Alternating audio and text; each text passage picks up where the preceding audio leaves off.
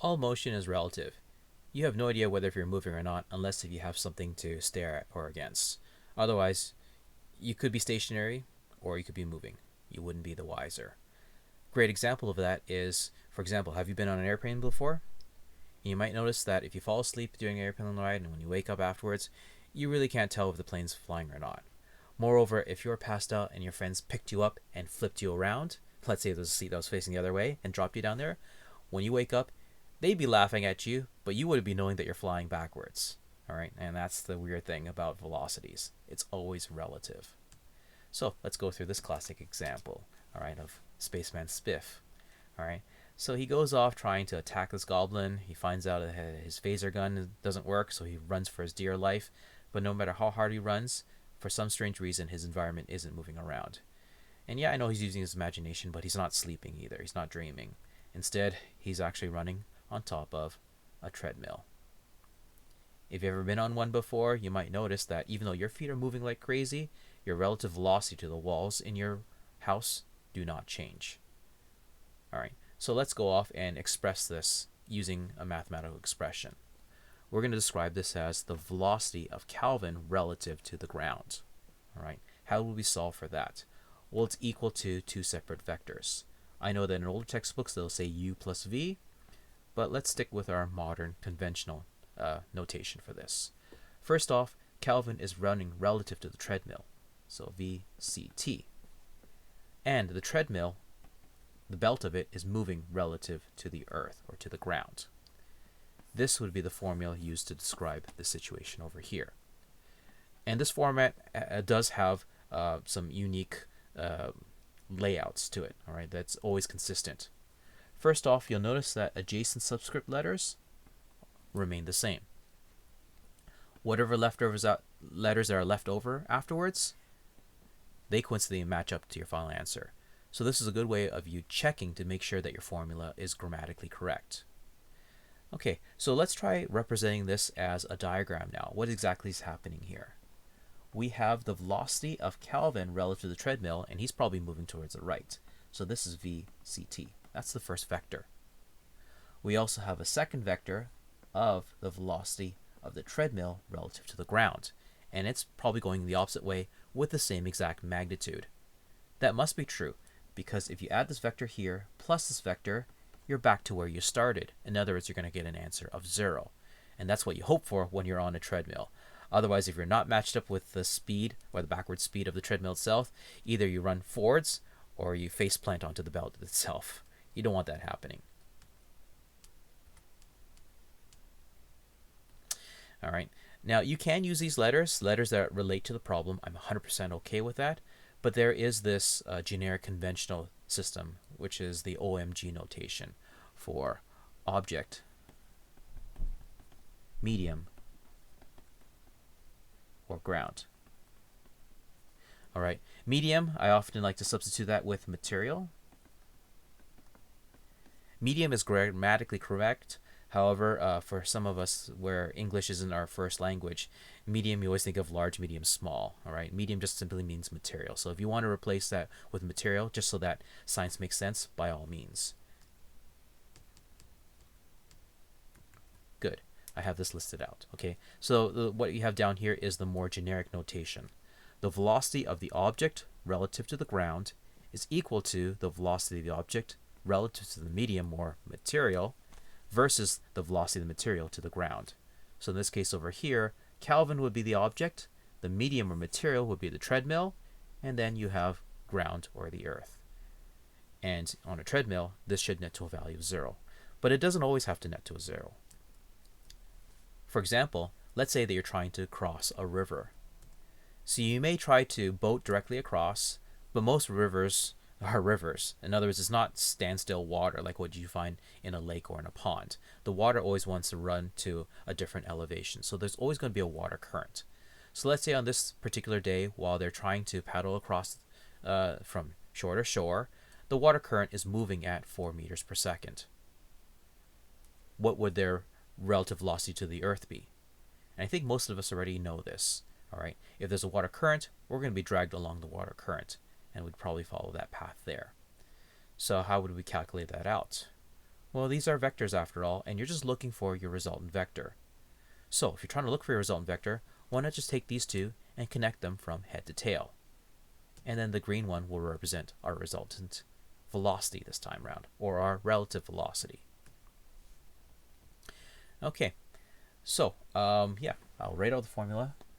VOG, or in this case over here, it's a boat. So the velocity of the boat to the ground is equal to the velocity of the boat to the water plus the velocity of the water to the ground itself. I know this is a simple question. I think you guys already know the answer for this. It's going to be 5 over here, and this angle over here you could probably solve by using the inverse tan. All right, that's true. But I'd like to show you the formal way of solving this, because you're not always going to have simple problems like this. You're going to have ones where the directions are kind of skewed. So that's why I'd rather just show out everything properly, even though this is a rather simplistic problem. Okay, so you start off with your givens. What do you know so far? And then you'll break down everything into its horizontal and vertical components.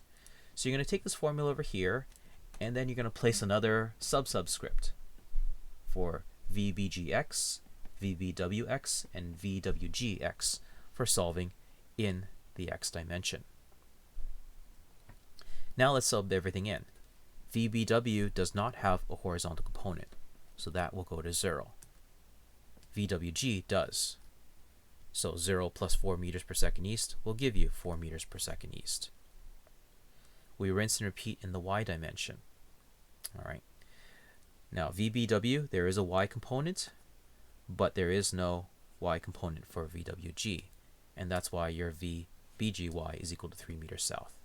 I know this is redundant, but when you get through more complicated problems, like in tomorrow's example, you want to have this layout. It just makes things easier. So let's just start off with some good work habits. Now that you've broken everything down into its horizontal and vertical components, glue them together using, excellent, the revised version of this formula here. Yes, this is the ugly version. By all means, clean it up, all right, by getting rid of the vector on top and getting rid of the absolute values. Go ahead and do that in your notes. Crunch through it all, and yes, that is the magical 3, 4, 5 triangle. More about that afterwards. As for the angle, remember it's the angle to get to your destination, not the angle to go back home.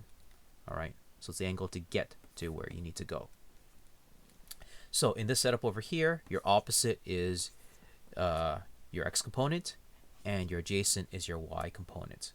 So you're going to be doing VBGX over VBGY. Crunch it through, and then you get to your answer. Before we move on, I always like sharing with you this classic example because it does work, and that's how farmers used to do it. They would take this really long rope, and they'll place knots at the same distance apart. All right, not to say that they have any definition of a unit of a measure. So it doesn't have to be meter apart. It's just yay distance. All right, just make sure that all the knots are all the same exact yay distance apart. Then what the farmer would do is that if they want to ensure that they have a squared level farmland, they would first place a marker at I guess the perimeter of their property. Then they would stretch out this rope and make sure they count out 1, 2, 3, 4 knots. They pin a stake right over here. And then they would walk back here 1, 2, 3, 4, 5 knots. Then 1, 2, 3. Okay, pin it all out, stretch it as much as possible, and they're guaranteed to always have a nice clean 90 degrees. That's how they used to make right angle triangles. The 3, 4, 5 rule works out all the time. Doesn't matter if it's 3, 4, 5 centimeters, 3, 4, 5 yards, or 3, 4, 5 kilometers. It will always produce a beautiful right angle triangle. Okay, so these questions are a bit more complicated because let's say that a person wants to directly cross a river. In other words, they want to make it sure they make it to the other side, not be swept away by the water current. So how do you deal with that? I think the obvious answer is to fight against the water current. So swim in the direction of the water current, not entirely, because otherwise you'll just be swimming, upshore, but you want to swim at an angle that points towards the upstream. So here's our example here. Okay, let's say that Calvin can swim at a nice and quick 2 meters per second. All right, but the water current is traveling at 1 meter per second towards the east. If he did let the water current take over, then he would drift over towards the east, and he might be afraid of that because he doesn't want to fall down a waterfall, let's say. And no, he doesn't want to start off somewhere upstream or swim too hard towards upstream because he's afraid of these imaginary crocodiles that exist out there. He wants it so that a bird flying from above sees him as if he's swimming directly towards the south. So how do we accomplish that? Well, we know that he needs to point himself in an angle that looks like that. So how would you construct this triangle? I usually construct it this way. This is your resultant vector. He wants to swim towards the south. So this is my big fat green vector. Use a Sharpie. Draw it down. Don't let it erase, because that's your answer. To get to your answer, there's an infinite number of ways of doing it, right? You can either go like this to here. You can go like this, go back. You can go all the way out here and reach there. Now, none of these are the correct answer because you're given a second vector here. And if that's the second vector, why not just treat it as a second vector, right? Your first vector is going to point to your second vector, and your second vector is going to point to your destination. So with my second vector, I'm going to make sure it points to the destination.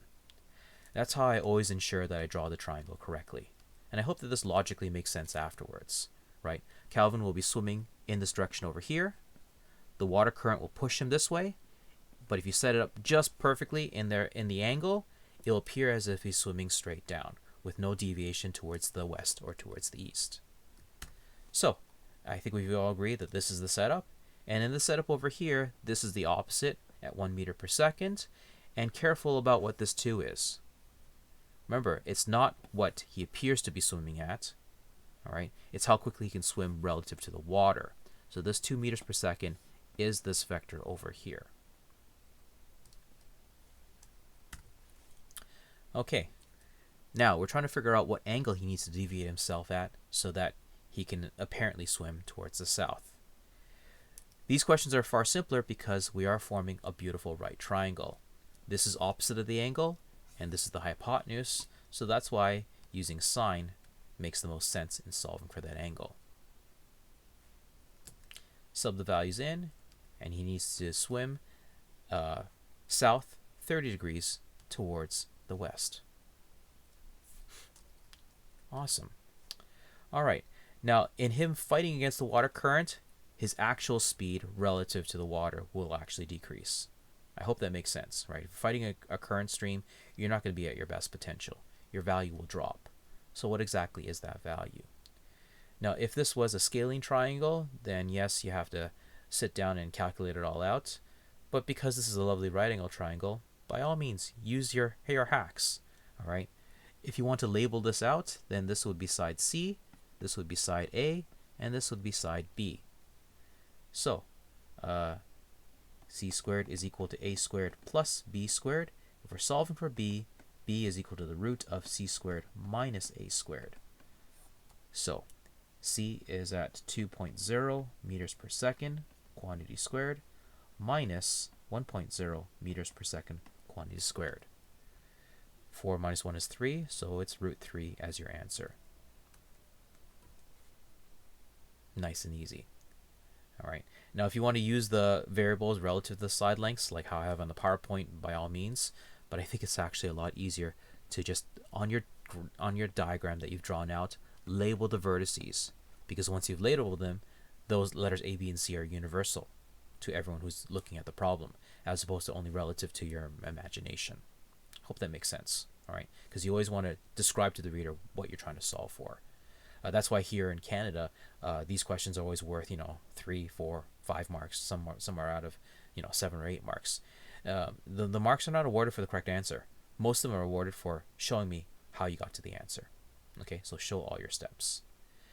Okay, so you know that he's able to swim now at 1.7 meters per second, not at 2.0 meters per second anymore, right? 2.0 meters per second, yes, he can swim at relative to the water if it's still, but if the water's moving, yes, according to the water, he's still moving at 2 meters per second, but from on shore, he has slowed down. So how long will it take for him to swim across now? Well, this question tells us that the riverbank is 8.7 meters from bank to bank in distance. All right, and now we're just down to a basic kinematic problem. If D is equal to V delta T, then T is equal to D over V. So we simply divide our 8.7 meters by 1.732 meters per second, and that's how long it'll take for him to cross the shore now. A little bit slower, since he's fighting against the water current.